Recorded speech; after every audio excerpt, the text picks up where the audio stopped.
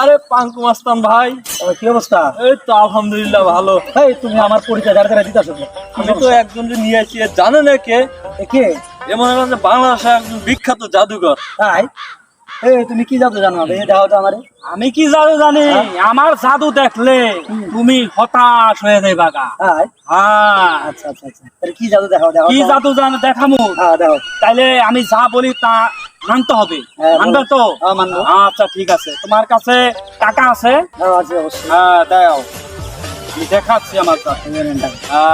এই দেখো, আমি এখন আমার এই হাত থেকে উদাও হয়ে যাবো। আমি এখন একটা জাদু দেখাবো। হ্যাঁ, এখন কি এই জাদু জাদু দেখাতে হলে আগে আপনাদের চোখ বন্ধ করতে হবে। চোখ বন্ধ করবো? হ্যাঁ। চোখ বন্ধ করবো। হ্যাঁ, চোখ বন্ধ করো।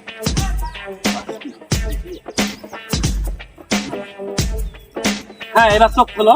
হ্যাঁ, চোখ খুললাম। এই যে আমার হাতে টাকা ছিল না, এখন দেখো আমার হাতে কি আছে। টাকা উধাও করে দিছি। এই দেখো। আরে ভাই, আসলে তো কঠিন জাদু না। এই মাস্টার আমার কাজে লাগবা। নিয়ে আসো। আচ্ছা।